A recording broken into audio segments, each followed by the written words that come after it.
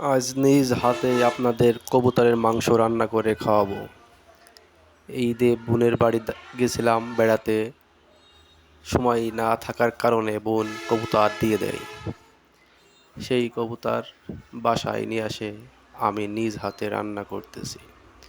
যারা যারা খেতে চান তারা আমার বাসায় চলে আসুন।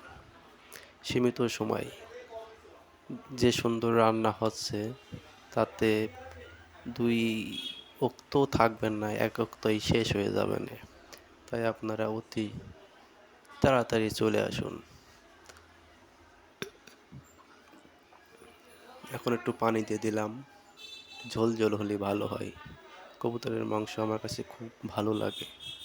কার কার খেতে ভালো লাগে কমেন্টে জানাবেন। আমাকে সবাই সাপোর্ট করবেন, লাইক শেয়ার কমেন্ট ফলো দিবেন। আল্লাহ হাফেজ।